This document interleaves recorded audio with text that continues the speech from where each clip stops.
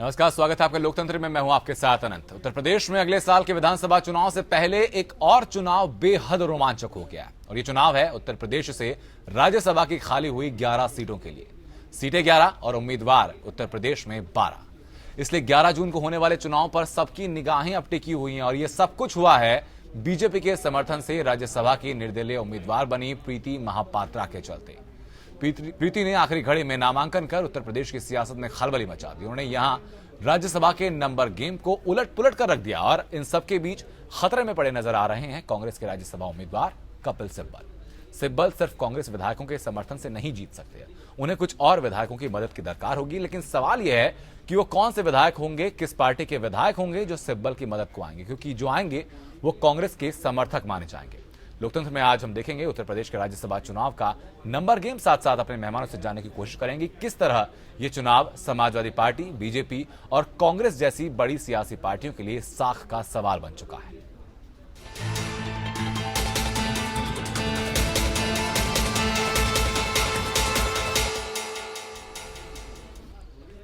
उत्तर प्रदेश के राज्यसभा चुनाव में रोमांच अब आ चुका है। निर्दलीय उम्मीदवार बनी प्रीति महापात्रा को न सिर्फ बीजेपी समर्थन दे रही है बल्कि कुछ और भी सीधा उनके समर्थन में लोग दिख रहे हैं।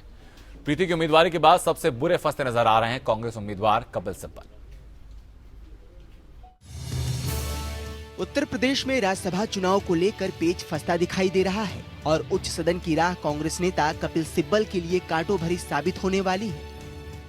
उत्तर प्रदेश से राज्यसभा की खाली हुई 11 सीटों के लिए हो रहे चुनाव में गुजरात की रहने वाली प्रीति महापात्रा ने नामांकन भरकर कांग्रेस और समाजवादी पार्टी के खेमे में खलबली मचा दी है।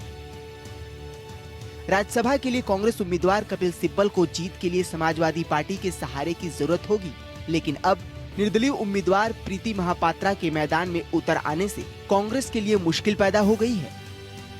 आप उसका फिक्र नहीं कीजिए, मैंने कहा ना, सबका साथ मेरे साथ है। प्रीति महापात्रा ने भले ही निर्दलीय उम्मीदवार के तौर पर पर्चा दाखिल किया हो, लेकिन बीजेपी के 10 विधायक उनके प्रस्तावक बने हैं। इतना ही नहीं, प्रीति के प्रस्तावकों में पीस पार्टी के प्रमुख अयूब खान के अलावा सभा से निष्कासित रामपाल भी शामिल रहे। हम जब चूंकि पार्टी से निष्कासित हैं, हम किसी का भी समर्थन करने के लिए स्वतंत्र हैं। उत्तर प्रदेश में 11 राज्यसभा सीटों के लिए 11 जून को चुनाव होना है। इनमें से 7 पर समाजवादी पार्टी, 2 पर बहुजन समाज पार्टी और एक पर कांग्रेस और बीजेपी ने अपने उम्मीदवार उतारे हैं। तो वहीं निर्दलीय प्रत्याशी प्रीति भी मैदान में है। अब कपिल सिब्बल का क्या होगा? खुर्रम जामी, एपीएन, लखनऊ। और आइए देखते हैं एक बार कि क्या है उत्तर प्रदेश के राज्यसभा चुनाव का नंबर गेम। आखिर क्यों रहेगी समाजवादी पार्टी को भी मदद की दरकार और क्यों प्रीति महापात्रा की उम्मीदवारी कपिल सिब्बल पर पड़ रही है भारी। कांग्रेस के पास उत्तर प्रदेश विधानसभा में कुल 29 विधायक हैं। सूत्रों के मुताबिक समाजवादी पार्टी ने कपिल सिब्बल के लिए अतिरिक्त विधायकों के समर्थन का वादा किया था, लेकिन प्रीति के मैदान में उतरने से कांग्रेस का गणित गड़बड़ा गया। जीत के लिए एक राज्यसभा सदस्य को कम से कम 34 विधायकों के वोट चाहिए। इस लिहाज से 229 विधानसभा सीटों के साथ सपा और कांग्रेस को अतिरिक्त वोटों की जरूरत होगी। बीजेपी के पास मौजूद अतिरिक्त वोटों के साथ पीस पार्टी और निर्दलियों का वोट प्रीति महापात्रा को मिलने के आसार है। उत्तर प्रदेश विधानसभा में समाजवादी पार्टी के पास 229 विधायक हैं। इस तरह वो अपने 6 लोगों को राज्यसभा भेज सकती है। अगर सपा अपना 7वां उम्मीदवार राज्यसभा भेजना चाहती है तो उसे खुद अजीत सिंह की आरएलडी के साथ किसी और की भी मदद लेनी होगी। ऐसे में कपिल सिब्बल का क्या होगा, इसे लेकर स्थिति अभी साफ नहीं है।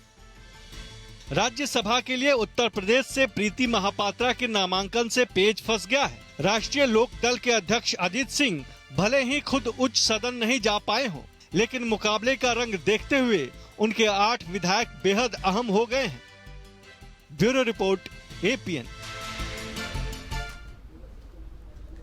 यानी अब राज्यसभा के चुनाव को लेकर पेच उत्तर प्रदेश में फंसता हुआ दिख रहा है, क्योंकि जैसे ही प्रीति महापात्रा की एंट्री हुई वैसे ही जो चुनावी गणित था, जो भी समीकरण बैठाए गए थे, उन सब को अब प्रीति महापात्रा की एंट्री ने पलट कर रख दिया। इसमें सबसे ज्यादा मुश्किल जो सामने खड़ी दिख रही है वो सिर्फ दिख रही है कपिल सिब्बल की। कांग्रेस के लिए एक साख का सवाल भी उत्तर प्रदेश में है कि किसी भी तरीके से कपिल सिब्बल को यहां पर वो जिता कर दिखाएं। लेकिन चूंकि कुछ लोग भी कम है उनके पास, और किस तरीके से चुनावी गणना बैठाया जाएगा और उसमें समाजवादी पार्टी, बहुजन समाज पार्टी और बीजेपी की चुनावी रणनीति क्या होगी इन सभी को बैठाने में राज्यसभा के लिए, उस पर हम विस्तृत चर्चा करेंगे। हमारे साथ कुछ खास मेहमान जुड़ चुके हैं, उनका तारुफ आपसे कराते हैं।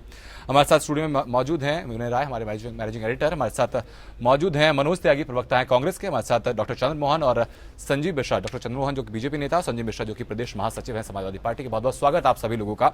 सबसे पहला सवाल मनोज त्यागी आपसे, खतरे में पड़ रही है इस वक्त जो दावेदारी है कपिल सिब्बल की राज्यसभा के लिए, कैसे कांग्रेस मैनेज करेगी इसको? देखिए, हमारे पास जो आप कह रहे हैं कि कांग्रेस के कपिल सिब्बल जी को राज्यसभा भारी पड़ेगी, मेरे को लगता है कि ये कोई ऐसा मुकाबला नहीं है कि जिसमें हमें कोई दिक्कत होगी। 29 हमारे पास है, 34 की जरूरत पड़ेगी जी। मगर जब चुनाव होगा सभी में तो ये तय है कि 29 वोट फर्स्ट प्रायोरिटी के, उसका साथ जरूरत नहीं पड़ेगी हमको जी। रही बात और वोटों के लिए, तो हमको लगता है कि जितने सेकुलर पार्टी के जो लोग हैं वो हमें मदद करने को तैयार बैठे हैं, मगर खुद समाजवादी पार्टी जो है वो खुद अभी उसको खुद वोटों की दरकार है जी। रही बात हमारे पास निर्दलीय कुछ संपर्क में जो बेचारे खुद हमारी पार्टी से लड़ना चाहते हैं, टिकट के लिए भी कह रहे हैं जी। मगर भारतीय जनता पार्टी ने जिस तरह से ये प्रीति महापात्रा को लेके आए हैं, एक तरफ वो कहते हैं कि हम भ्रष्टाचार के खिलाफ हैं, उन्होंने स्वयं साबित कर दिया है कि उत्तर प्रदेश में ही नहीं, जहां जहां भी उनकी चाहे वोटें कम है, उन्होंने खरीद फरोख्त की नींव डाल दी है। के आने से कांग्रेस की मुश्किलें बढ़ गई, ये तो आपके बयान से भी साफ हमें नजर आ रहा है। कांग्रेस की मुश्किलें नहीं बढ़ी हैं। कांग्रेस का प्रत्याशी मैं आज भी आपसे दावे के साथ कह रहा हूं, कपिल सिब्बल जीतेंगे, 1,00,000% जीतेंगे। मगर जिस तरह से भारतीय जनता पार्टी ने प्रीति महापात्रा को उतारा है और ये खरीद फरोख्त की जो राजनीति शुरू करी है, इसके परिणाम उत्तर प्रदेश की विधानसभा में देखने को मिलेंगे। ठीक है विनय जी, आपके पास मैं आता हूं। दावा तो ठोक रहे हैं मनोज त्यागी कि कपिल सिब्बल जीतेंगे जरूर, लेकिन क्या चुनावी समीकरण इसकी इजाजत देंगी? देखिए, अभी इन्होंने खुद कहा कि निर्दलीय बेचारे, तो निर्दलीय बेचारे हैं, चुनाव सर पर है, तो अपनी बेचारगी दूर करने के लिए जरूर, जैसे प्रीति के बारे में भी जिक्र कर रहे थे मनोज जी, तो उनके चक्कर काटने की शुरुआत हो चुकी है। जो उनका नॉमिनेशन पेपर है उस पर नजर डालें तो बीजेपी के साथ साथ तमाम ऐसे बेचारे लोगों ने हस्ताक्षर किए हैं जिनको अगले चुनाव में उनकी शायद जरूरत महसूस हो रही है। साथ ही मतलब ये था नहीं, मैं समझ रहा हूँ वो जो है बिकाऊ नहीं है हमारे साथ। दूसरी चीज सांप्रदायिक गैर सांप्रदायिक का मसला तब आता है जब किसी के पास सरप्लस वोट होता है। सबसे बड़ा जो उत्तर प्रदेश में झंडा बरदार कहा जाता है सांप्रदायिकता को लेकर के कि सांप्रदायिक शक्तियों से कौन लड़ेगा, वो नाम है मुलायम सिंह यादव का। तो खुद संकट में उन्होंने सरप्लस वोट की जरूरत पड़ेगी किसी न किसी दल की, उन्होंने 7 उम्मीदवार राज्यसभा में उतार रखे हैं। जब वो खुद दूसरे दल के वोटों के सहारे खड़े हैं तो अपना वोट किसी को कैसे देंगे? बसपा के पास जरूर सरप्लस वोट है, लेकिन इस समय कांग्रेस को थोड़ी अपनी स्ट्रेटजी बदलनी पड़ेगी, क्योंकि आज की तारीख में एक विधान परिषद पर कांग्रेस ने अपने कैंडिडेट उतारे हैं। पिछली दफे हमने देखा था कि कांग्रेस ने अपने वोटों को डिवाइड किया था, 20 वोट उसने बसपा को दिया था और जो बचे वोट थे उसने कांग्रेस को, सपा को शिफ्ट कराई थी, अपना एमएलसी प्रत्याशी नहीं लड़ाया था। आज की तारीख में अगर वो बसपा के साथ ऐसा वो ट्रेंड अपनाती है तब तो ठीक है, लेकिन आज की तारीख में जब आप बसपा के तीसरे एमएलसी को जीतना है तो जरूर उस दरवाजे पे दस्तक देगी जहां से उसे राज्यसभा के वोट को ट्रांसफर कराने में मदद मिल सके। तो आज की तारीख में कह सकते हैं कि बीजेपी जो है वो सिर्फ चुनाव लड़ा करके कहीं ना कहीं एक आंकड़ा फेंकना चाहती है कि लोगों की निष्ठाएं पता चल जाए कि कौन किस दल में नहीं रहने वाला है। तमाम ऐसे लोग हैं जिनके परिवार के वरिष्ठ लोग, चाहे बड़े भाई, पिताजी, पति, वो कई दलों के मेंबर बन चुके हैं। तकनीकी चक्करों में उलझने से बचने के लिए अभी जो विधायक हैं वो लोग किसी दल के सदस्य नहीं बन पाए हैं, लेकिन जब वोट होगा तो इसमें वोट देने से किसी सदस्यता नहीं जाती है, भले आप दिखा कोड दें या गोपनीय दें। तो देखिएगा कई लोग अपना पाला बदलेंगे और जरूर इसमें निष्ठाएं बदलेंगे, और उसमें सबसे बड़ा जो सॉफ्ट टारगेट है आज की तारीख में वो कपिल सिब्बल है। इसलिए कांग्रेस को कहीं न कहीं अपनी रणनीति पर पुनर्विचार करना पड़ेगा और हो सकता है कि इसमें मायावती से संपर्क उनको साधने की जरूरत पड़ जाए। ठीक बात है। संजीव मिश्रा, आपके पास आऊंगा। तकरीबन 9 वोट्स आपके पास भी कम नजर आ रही हैं। अगर आप अपने साथों के साथ विधायकों को जिताना यहाँ पर चाहते हैं, साथों के साथों सदस्यों को जिताना अगर यहाँ पे आप चाहते हैं, तो 9 वोट का जुगाड़ फिर सपा कैसे करेगी? देखिए आनंद जी, बहुत साफ सी बात है कि भारतीय जनता पार्टी ने इस तरीके का काम किया है कि मैं समझता हूँ कि तोड़फोड़ होगी बहुत बड़े पैमाने पे। उत्तर प्रदेश में समाजवादी पार्टी उस स्थिति में है और मैं समझता हूँ कि जितने भी सांप्रदायिक दलों को रोकने वाले दल हैं वो एकजुट होंगे और किसी न किसी तरीके से हमारे सारे कैंडिडेट निकलेंगे। लेकिन संजीव जी, बात मनोज त्यागी भी यही कह रहे हैं कि जो सांप्रदायिक ताकतों को तोड़ने के लिए बाकी निर्दलीय लोग उनके साथ होंगे, आप भी यही कह रहे हैं, तो निर्दलीय आखिरकार फिर जाएंगे किसके साथ? कैसे आप कहते हैं कि कांग्रेस को छोड़कर फिर वो सपा के पास आएंगे? अब कांग्रेस को देखना पड़ेगा कि कांग्रेस के तरफ अगर निर्दलीय जाते हैं, आज कांग्रेस को मजबूत करना चाहते हैं कि उत्तर प्रदेश में समाजवादी पार्टी के कैंडिडेट को मजबूत करना चाहते हैं, क्योंकि उत्तर प्रदेश में जो विकास होगा तो मैं समझता हूँ समाजवादी पार्टी की बदौलत ही होगा। ऐसे समय में जो लोग भी हमको समर्थन देंगे, मैं समझता हूँ कि वो आने वाले समय में उनको लाभ भी होगा। ठीक बात है। डॉक्टर चंद्र मोहन, आपके पास मैं आता हूँ। 41 विधायक तकरीबन आपके पास हैं, 7 आपके पास सरप्लस में आते हैं, तो आपके जो कैंडिडेट तो जीत ही जाएंगे, लेकिन जो सरप्लस जो आपके पास वोट्स हैं, उन वोट्स का बीजेपी क्या करेगी? क्या किसी अहम पार्टी को सपोर्ट करेगी बीजेपी वोट के थारे? नहीं, हम सपोर्ट क्यों करेंगे? और देखिए, बीजेपी ने सबसे बाद में विनय जी यहाँ पर मौजूद हैं, और विनय जी उत्तर प्रदेश की राजनीति को बहुत अच्छे से बारीकी से जानते हैं, समझते हैं जी, और बड़े जर्नलिस्ट हैं, परसों से देख रहे हैं। बीजेपी ने तो सबसे बाद में अपने प्रत्याशी घोषित किए हैं, चाहे वो राज्यसभा के प्रत्याशी हों, चाहे विधान परिषद के प्रत्याशी हों। तो जिनके पास में जब उतना नहीं था, फिर उन्होंने एक अतिरिक्त प्रत्याशी क्यों उतारा? जब वो अतिरिक्त की आशा में प्रत्याशी उतार रहे हैं तो क्यों उतार रहे हैं? और जब वो उतार रहे हैं तो फिर दूसरे को रोकेंगे कैसे? तो ये जो सुविधाओं की जो राजनीति है, ये कैसे चलेगी? भाई सुरेंद्र नागर बहुत अच्छे सामाजिक कार्यकर्ता हैं, बहुत उनका सामाजिक अतीत है। समाजवादी पार्टी ने उसको अतिरिक्त प्रत्याशी, 7वां प्रत्याशी क्यों उतारा है? उनको और वोट नहीं चाहिए क्या? कपिल सिब्बल जी क्या आराम से जीतने की स्थिति में क्यों वो यहाँ पर आके लड़ रहे हैं? वो तो राष्ट्रीय नेता हैं, किसी ऐसे प्रदेश में जाते हैं जहाँ कांग्रेस को एकदम आराम से हो जाता है। तो कांग्रेस उतारे तब ठीक, सपा उतारे तब ठीक, बसपा उतारे तब ठीक। भारतीय जनता पार्टी ने अगर प्रत्याशी उतारा है तो क्यों परेशान और बेचैन हो रहे हैं? जी, ठीक बात है। शिव प्रताप शुक्ला के नाम तक तो बात समझ में आती है, लेकिन जो प्रीति महापात्रा जो कहती तो है कि वो निर्दलीय विधायक है, लेकिन सपोर्ट पूरा बीजेपी का उनको है। देखिए, तो उन्हीं के एंट्री के बाद खलबली बची है। प्रीति महापात्रा हमारी प्रत्याशी नहीं है, हमारे प्रदेश अध्यक्ष जी ने कहा है। वो हमारे कार्यालय पर, अगर हमारे प्रत्याशी होते, हम अपने कार्यालय पर बुला के उनका अभिनंदन करते और अब कैंडिडेट घोषित करते जी। अब कोई है, हम छिपा हुआ खेल नहीं कर रहे हैं। हमने अपना, हमारे लोगों ने प्रीति जी के नामांकन में बने हैं, तो इसमें कौन सी आफत आ रही है? इसमें कहाँ कोई बात आ रही है? ये परेशान वो लोग हैं, हताश वो लोग हैं जो बाकी लोग हैं। हम लोग की जमीन खिसक रही है, अब कहीं हरा चारा है, हताश नहीं है। गर्मी के मौसम में नहीं, मैं किसी को पर्सनली नहीं कह रहा हूँ विनय जी, गर्मी का मौसम होता है तो हरे चारे की ओर तो सब जाते हैं। तो आपने आपको आप चारा समझ रहे हैं क्या? एक तरीके से बीजेपी ने एक काम इसमें किया है कि उसने तय किया कि जो उसका सरप्लस वोट है वो किसी के लिए फ्री हैंड नहीं छोड़ेगी। भले ही कोई इंडिपेंडेंट प्रत्याशी आता है, उसके प्रस्तावक बनकर खड़ी है, तो कम से कम चुनाव मैदान में कम से कम दिलचस्प हो गया खेल।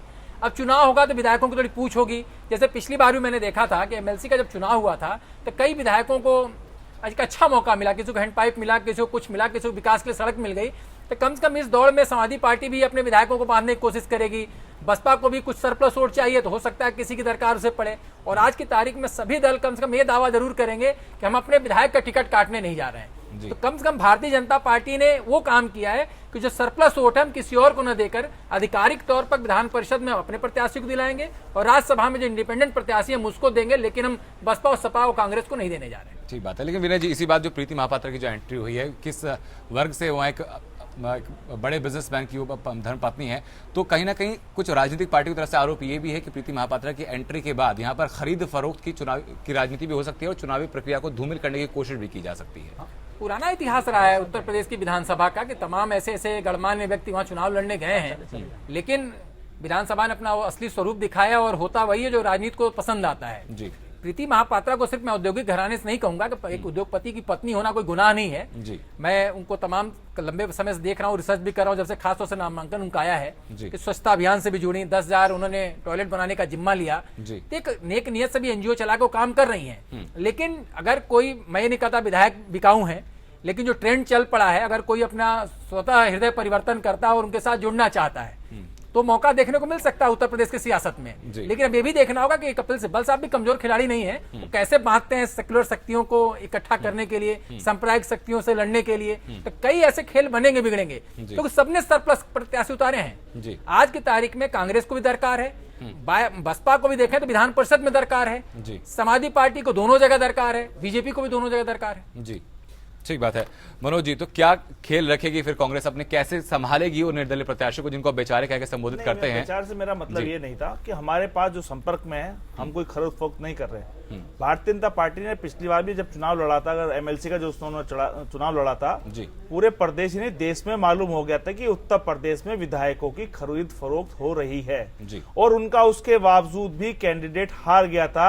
इन्होंने टिकट के भी वादे किए थे, इन्होंने पैसे भी दिए थे, खुद जो अपने आप को साफ छवि की जो पार्टी बनती थी, उन्होंने फिर यही लाके कर दिया है कि विधायकों को टिकटों के आश्वासन देने शुरू कर दिए हैं, जिनके वो बहुत सारे लोग हमारे भी संपर्क में आए हैं। उन लोगों ने, एक मिनट मेरी सुन लिया ब्रिजमोहन जी, मैं भी अब आपके बीच में नहीं बोल रहा था, और साथ में इन्होंने खरीद फरोख्त की शुरुआत कर दी। जैसे विनय जी ने कहा कि वो सोशल वर्कर हैं, मैं प्रीति जी के लिए इतना जरूर जानता हूं, वो सोशल वर्कर कितनी बड़ी हैं कि नरेंद्र मोदी जी उनको व्यक्तिगत उनको जानते हैं, वहां की मुख्यमंत्री वो व्यक्तिगत जानती हैं, क्योंकि वो स्वयं जो है गुजरात की रहने वाली हैं, बड़ी व्यवसायी हैं। तो नरेंद्र मोदी जी पर और जिस पर अमित शाह जी का आशीर्वाद हो, ये नहीं कहा जा सकता कि वो भारतीय जनता पार्टी का प्रत्याशी नहीं है, वो भारतीय जनता पार्टी की प्रत्याशी है, आपको मानना पड़ेगा। आपने कहा नरेंद्र मोदी जानते हैं, गुजरात से अगर वो आती हैं, औद्योगिक घराने से 10,000 टॉयलेट बनवा रही हैं, स्वच्छता अभियान जुड़ी हुई हैं, तो जिस सूबे से वो आती हैं, वहां का अगर मुख्यमंत्री रह चुके नरेंद्र मोदी, उसी जिले उसी प्रदेश से अमित शाह आते हैं, तो जानना कोई गुनाह नहीं है। नहीं, मैं ये जैसे अभी इन्होंने कहा कि हमने सिंपल से एक जो है निर्दलीय प्रत्याशी को समर्थन किया है, वो निर्दलीय प्रत्याशी को समर्थन नहीं किया है, क्योंकि भारतीय जनता पार्टी को ये मालूम है कि उसकी कैंडिडेट हारेगी, ये मैं निश्चित कह रहा हूं, और जब ये हारेगी तो भारतीय जनता पार्टी के सिंबल पे ना होकर के उन्हें निर्दलीय लड़ाया गया।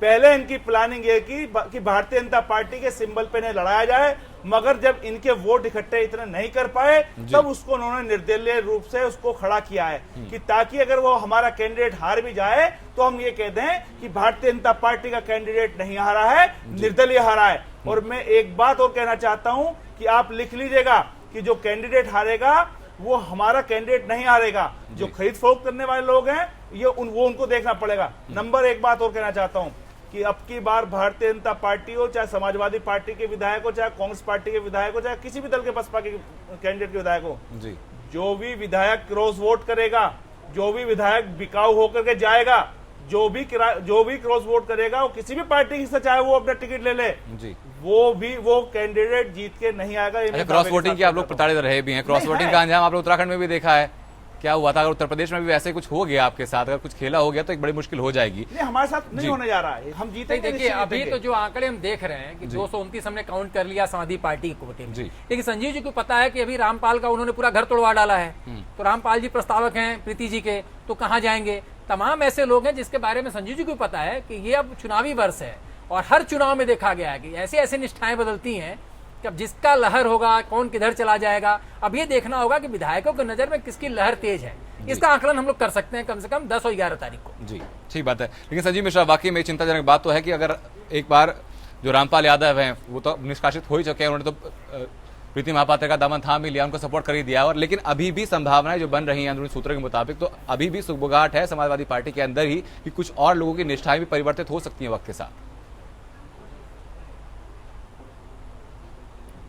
नहीं आनंद जी, मैं आपकी इस बात से सहमत नहीं हूँ। इसमें कोई दो राय नहीं है कि भारतीय जनता पार्टी ने एक ट्रेंड उत्तर प्रदेश में शुरू किया जो हॉर्स ट्रेडिंग की अब बड़े पैमाने पर स्थितियां बन रही हैं जी। लेकिन इतना जरूर है कि उत्तर प्रदेश में समाजवादी पार्टी एकजुट है, और जो जहां जिनकी भी निष्ठाएं बदल रही होती हैं जी, उनके पत्ते खुल जाते हैं और वो लोग सामने आ जाते हैं, और ऐसा हमेशा हुआ है। और बहुत साफ सी बात है, निर्दलियों पर बहुत जोर है, और मैं समझता हूं कि निर्दलीय अपना संयम से काम लेंगे और निश्चित रूप से समाजवादी पार्टी के साथ स्टैंड करेंगे। रामपाल जी कहाँ रहेंगे? रामपाल जी का तो लगभग तय ही है कि नहीं रहेंगे आपके साथ। देखिए, जिनकी निष्ठा बदल चुकी है उनके पत्ते भी खुल चुके हैं। विनय राय जी, मैं आपकी बात से पूर्णतः सहमत हूँ, तो उसमें बहुत ज्यादा कोई बहस करने का मुद्दा नहीं रहेंगे। जी, चलिए ठीक बात है। डॉक्टर चंद्रमोहन, अब जब ये चुनावी समीकरणें सारी चलती आती हैं लगातार, आपके ऊपर आरोप भी लगा खुले तौर पर लग रहे हैं कांग्रेस की तरफ से, सपा की ओर से भाई खरीद फरोख्त की राजनीति आप करते हैं, तो एक नुकसान आप मानते हैं कि बीजेपी की इमेज को धक्का भी इस बाबत लगेगा? नहीं, देखिए जो लोग प्रदेश को लूट रहे हैं, जिन्होंने देश को बरसों लूटा है, वो किसी के ऊपर क्या आरोप लगाएंगे। अब हमारे अभी कांग्रेस के जो यहाँ साथी प्रवक्ता हैं, वो ऐसे बयान दे रहे थे जैसे वो कांग्रेस के प्रवक्ता ना होकर भविष्य वक्ता हों। तो भविष्य वक्ता जो बोलता है वैसे बोल रहे थे। अरे भाई, आप पार्टी के नाते आए हो तो पार्टी की बात करो, आप भविष्य वक्ता क्यों बन रहे हो? तो भविष्य वक्ता बनने की आवश्यकता नहीं है। ब्रजमोहन जी पार्टी की ही बात कर रहे हैं, भविष्य वक्ता की बात नहीं कर रहे हैं जी। चंद्रमोहन जी हम जो हैं, आप तो चंद्रमोहन जी मैं भविष्य की बता रहा हूँ, मैं आप में त्यागी जी बात कर रहे हैं। आप भारतीय जनता पार्टी का प्रत्याशी जब एमएलसी दयाशंकर सिंह लड़ रहे हैं, तब भी आप यही कह रहे थे कि हम 100% जीत रहे हैं, तब भी आप हार के आए थे। लेकिन देखिए उस चुनाव का जिक्र करेंगे तो 8 वोट उन्होंने ज्यादा पाया था। उस समय हमारे 8 लोग निष्ठाएं उन्होंने बदल दी थी। आप उस समय हमारे साथ चर्चा में नहीं बैठे थे, बिल्कुल नहीं बैठे थे, इसलिए आप इस बात को नहीं कह सकते थे। और चंद्रमोहन जो बोलता है, भारतीय जनता पार्टी बोलती है, वो स्पष्ट बोलती है। आज भी हमने ये नहीं कहा, आज भी हमने क्या कहा कि हमारा प्रत्याशी इतने वोटों से जीतेगा, ये विनय राय जी से कहा है क्या हमने? नहीं, वो अभी आपने कहा कि हमारा नहीं, आपने कहा कि हमारा लोकतंत्र में सबको चुनाव लड़ने का अधिकार है, लोकतंत्र में सबको चुनाव लड़ने का अधिकार है। जो लोग पहले प्रत्याशी आपके पास में, आप दूसरों के निर्भर होकर क्यों कपिल सिब्बल को उत्तर प्रदेश भेज रहे हो? हम किसी के ऊपर क्या कर रहे हैं? आप देखिए, आपको तो सिर्फ आपके पास तो 7 वोट है, आप तो तब लड़ा रहे हैं। अरे भाई, आपको सरप्लस, आप बताओ, आप 7 वोट पे लड़ा रहे हैं। अरे हमारी पार्टी के पास तो 29 वोट है, आप तो 7 वोट पे क्यों लड़ा रहे हैं? आप अरे भाई, आप 7 वोट पे इसलिए तो लड़ा रहे हैं, आप 7 वोट पे इसलिए लड़ा रहे हैं, खरीद फरोख्त होगी। पिछली बार भी जो क्रॉस वोट हुए थे हमारी पार्टी के नहीं हुए थे, वो सपा बसपा के लोग क्रॉस वोट हुए थे, हमारी पार्टी के लोग हमारे साथ थे। आप किसके भरोसे लड़ा रहे हो? अरे भाई, हम अपने विधायकों के भरोसे लड़ा रहे हैं। जो लोग सांप्रदायिक शक्तियों के खिलाफ हम उनके भरोसे लड़ा रहे हैं। नहीं लड़ा रहे ना, अरे कपिल सिब्बल केवल, अरे आप लड़ाओ तो सांप्रदायिकता के खिलाफ हम लड़ाए तो हमारा राष्ट्रवाद नहीं है। आपका राष्ट्रवाद कौन सा है? अरे भाई, आप लोग कहते थे एक के बदले 10 सीट लाएंगे, कौन सा राष्ट्रवाद है? आईएसआई का। अरे भाई, आईएसआई के लोग आते हैं, जांच करवाते हैं। आप कहां गए राष्ट्र? अरे भाई, अब कौन सा राष्ट्रवाद चला गया? अब सैनिक नहीं मारे जा रहे क्या? अरे भाई आप अभी फिलहाल हम विधानसभा और विधान परिषद और राज्यसभा पे रह रहे हैं, कोई मतलब नहीं है, डिबेट करने का मतलब नहीं है। लेकिन मनोज, क्या कारण है? जो बीजेपी के ऊपर आप बात कह रहे हैं कि सात को सिर्फ 7 के भरोसे वो लोग लेकर आए हैं, लेकिन उनका तो जो एक विधायक, जो उनके जो एक कैंडिडेट हैं, उनके तो काफी वोट्स हैं उनके पास। अरे ओपन निर्णय नहीं लिया है आप। अरे भाई, बिना भारतीय जनता पार्टी हाईकमान के, बिना भारतीय जनता पार्टी हाईकमान के वो नॉमिनेशन दाखिल नहीं कर सकती थी। राष्ट्रीय अध्यक्ष उसमें इन्वॉल्व है, क्या बात कर रहे हैं? भारतीय जनता पार्टी इन्वॉल्व है उसमें। नहीं, उसमें बिना भारतीय जनता पार्टी की सहमति के हम प्लस वोट अपना किसको देंगे, सहमति है, तभी तो उसमें लक्ष्मीकांत वाजपेयी भी उसमें प्रस्तावक है। वो मसला नहीं है। मसला ये है कि बीजेपी ने तय किया है कि जो उसका सरप्लस वोट है वो बीजेपी कांग्रेस सपा या बसपा के हवाले नहीं करेगी, वो इंडिपेंडेंट प्रत्याशी खड़ा करके उसको सपोर्ट करेगी। सीधे तौर पे एक फार्मूला मुझे जो दिखाई देता, जीत गई तो उनके पाले की, नहीं जीती तो इंडिपेंडेंट थी, हारे, लेकिन अपना वोट हम किसी और को नहीं देंगे। बीजेपी इस स्ट्रेटजी पे काम कर रही है। चलो ठीक है। संजय मिश्रा, आपके पास मैं अगर आता हूं, अगर बीजेपी का भी यहाँ पलड़ा साफ दिख रहा है कि भाई बीजेपी के पास, आप ही की पार्टी के भी कुछ लोग, एक जो रामपाल यादव, उनका नाम तो साफ तौर पर सामने आ चुका है, 2-3 लोग और जिनकी बातें चल रही है, जिनके कुछ परिवार के संबंधी या सगे लोग जो दूसरी पार्टी में है, तो बीजेपी का पलटा तो यहाँ पर साफ दिख रहा है। लेकिन सपा अपने अब 7 लोग जो खड़े किए हैं सपा ने, 7 लोगों की केमिस्ट्री आप कैसे सॉल्व कर पाएंगे? देखिए आनंद जी, भविष्य वक्ता, जैसा कि अभी मनोज त्यागी जी के लिए कहा जा रहा था कि भविष्य वक्ता, तो भविष्य वक्ता और जुमलेबाज तो केवल भारतीय जनता पार्टी है। और हॉर्स ट्रेडिंग की जो उन्होंने उत्तर प्रदेश में शुरुआत की है, आनंद जी, मैं आपके चैनल पे बहुत साफ कहना चाहता हूं कि जहां जहां प्रदेशों में भारतीय जनता पार्टी की सरकारें नहीं हैं, ये टारगेट बना करके ये इन प्रकार इस तरीके के हालात पैदा करते हैं कि उहापोह की स्थिति हो जाती है। अभी आपने देखा एक प्रदेश में किस तरीके का माहौल, जो आज तक मैं समझता हूँ सुधर नहीं पाया।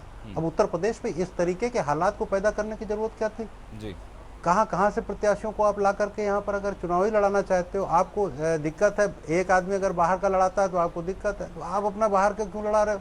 उत्तर प्रदेश के लोगों को क्यों नहीं महत्व दे रहे हो? देखिए बहुत सी ठीक है सर, वो बीजेपी का अपना मसला है, अगर बीजेपी जो करना चाहे अपने वोटों के साथ वो कर सकती है। आप समाजवादी पार्टी का स्टैंड बताइए मुझे, समाजवादी पार्टी कैसे केमिस्ट्री सॉल्व करेगी अपनी? नहीं, बिल्कुल ठीक बात है, बिल्कुल ठीक है। समाजवादी पार्टी के साथ कई दलों के और निर्दलीय मिला करके स्टैंड बनाएंगे और निश्चित रूप से हमारे सारे प्रत्याशी जीत के निश्चित रूप से दावेदार। ठीक है विनय जी, इस पूरी कवायद के बीच में आरएलडी का रोल आप कहाँ देखते हैं? देखिए, अभी 2 दौर की वार्ता हो चुकी है। शिवपाल सिंह यादव की एक मीटिंग अजीत सिंह से हुई, उस समय चर्चा थी कि राज्यसभा और विधान परिषद को लेकर बातचीत चल रही है, अब वो चैप्टर क्लोज हो चुका है। अब सीटों को अंगड़ित को लेकर बात है कि सीट शेयरिंग किस तरह से होगी। तो हार्ड बार्गेनर माने जाते हैं अजीत सिंह भी, ऐसे में मुलायम सिंह यादव उनके लिए 40 सीट 50 सीट छोड़ देंगे, ऐसा मुझे लगता नहीं है। क्षण भर में केवल इस चुनाव के दृष्टिगत अगर रखते हुए तो समझौता हो जाए और उस पर अमल कर ले मुलायम सिंह जी चुनाव के समय, ऐसा भी मुझे नहीं लगता है। तो ये देखने की चीज है। पिछली बार भी देखा गया था कि अजीत सिंह ने अपने वोट को बसपा में ट्रांसफर कराया था। इस बार वो क्या करते हैं, किस स्ट्रेटजी पर जाते हैं? अजीत सिंह के बारे में तो पुरानी कहावत है, कुर्सी जिधर छोटे चौधरी उधर। तो सत्ता के इर्द गिर्द रहना चाहते हैं वो, अपनी ताकत का पूरी तरह से उनको एहसास है कि उनका कैंडिडेट मैदान में नहीं है, तो कांग्रेस के साथ जाते हैं या बसपा के साथ जाना वो पसंद करते हैं, या फिर जो खिचड़ी पकड़ी है समाजवादी पार्टी के साथ उसके साथ वो रहते हैं। ये देखने की चीज होगी। लेकिन सबसे बड़ी चीज होगी जिस दिन वोटों का अलॉटमेंट होगा कि कितने विधायक किस राज्यसभा के लिए और किस विधान परिषद के अलॉट किए जा रहे हैं, उस दिन तय होगा कि समाजवादी पार्टी ने 7 कैंडिडेट उतारे हैं उसमें अपने 7वें कैंडिडेट के लिए उसने कितना वोट छोड़ा हुआ है और वो किसके भरोसे फिर चुनाव लड़ती है। क्योंकि इतने ज्यादा संख्या में इंडिपेंडेंट भी नहीं, 6 लोग हैं, उसमें से 2 तो प्रस्तावक बन चुके हैं प्रीति के। तो इसमें देखना होगा कि सबकी निष्ठाएं अपनी अपनी हैं और हर आदमी अपने तरीके से डील करता है।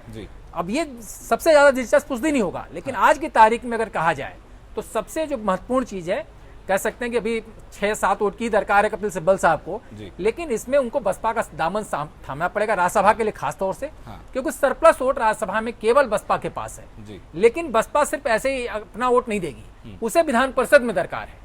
तो क्या विधान परिषद में अपना वोट कांग्रेस उनको देगी? अगर देगी तो उसे अपना वोट अपना कैंडिडेट विड्रॉ करना पड़ेगा, यानी समझौता यहाँ पर कांग्रेस यहाँ करना पड़ेगा। क्योंकि इलेक्शन को लेकर भी चल रहा है कि बसपा कांग्रेस किसके साथ गठबंधन करेगी। एक ओपन हैंड अभी फार्मूला चल रहा है कि बसपा के साथ जाए वो या सपा के साथ जाए। ये खिचड़ी भी एक अंदर अंदर पक रही है कि सेकुलर वोटों का डिवीजन ना हो, महागठबंधन बन जाए। तो ये कहीं ना कहीं एक महागठबंधन की लकीर भी इस बार खिंच सकती है कि देखें क्या बनता है तालमेल के। अभी उत्तराखंड में आपने देखा कि बसपा ने सपोर्ट किया है कांग्रेस को वहां सरकार बचाने के लिए। देखते हैं खिचड़ी क्या पकती है। अभी तो 10 और 11 तक का समय है हम लोग के पास इस चीज का आकलन करने के लिए। इसी बीच में समीकरण काफी ज्यादा चेंज हो, ठीक बात है। ब्रेक का दर्शक यहाँ पर वक्त है, ब्रेक लिए यहाँ पर रुकेंगे, ब्रेक के बाद हम चर्चा को लगातार जारी रखेंगे।